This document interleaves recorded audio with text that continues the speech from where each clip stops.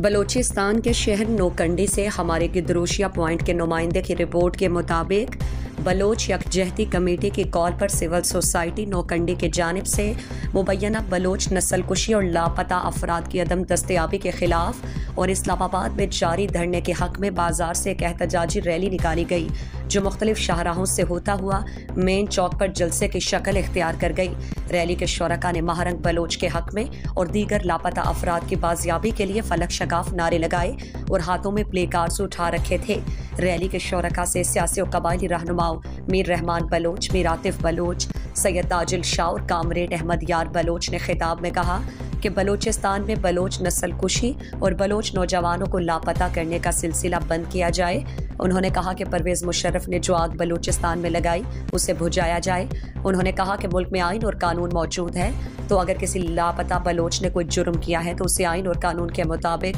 अदालतों में पेश किया जाए। उन्होंने कहा कि बलोच कौम को बज़ोर ताकत नहीं कुचला जा सकता। उन्होंने कहा कि हुक्मरान होश से काम लेकर बलूचिस्तान को इस मुल्क का हिस्सा समझकर रियासती जुल्म और जबर का रास्ता रोके और यहाँ के बासियों को भी इज्जत व एहतराम के साथ ज़िंदगी गुजारने का मौका दे और बलूचिस्तान में मुबैना बलोच नस्लकुशी बंद करके लापता अफराद को बाजियाब किया जाए। इलावा अजीन और कंडी ताजिर बैरादरी ने बलोच लॉन्ग मार्च के शुरका से इजहार यकजहती करते हुए रैली के दौरान अपनी दुकानें बंद करके एक बड़ी तादाद में शिरकत की।